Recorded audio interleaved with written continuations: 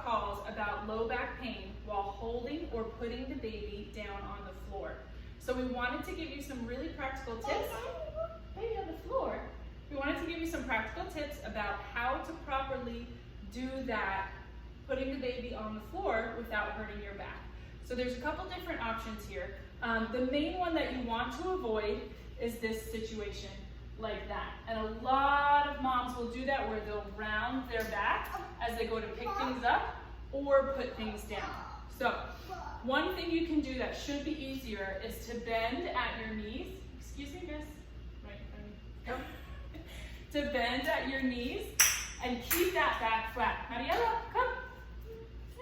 Come here.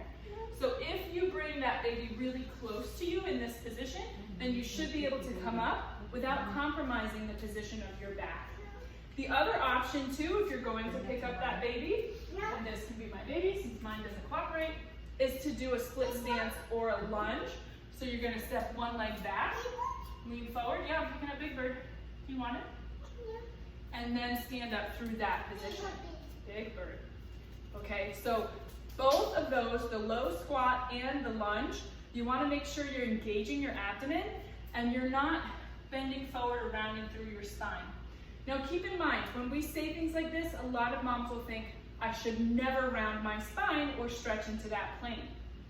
You can stretch your back, and in fact you should, but you want to make sure if you're picking up something heavy that your back is in good alignment, okay? If you're doing a stretch or rolling down with the intention of ranging your muscles, totally fine. But you don't want to put 30 pounds in your hand while you're here, okay? Same thing is true for repetitions of picking things up. If you're going around and picking up toys, you don't want to bend like this, okay?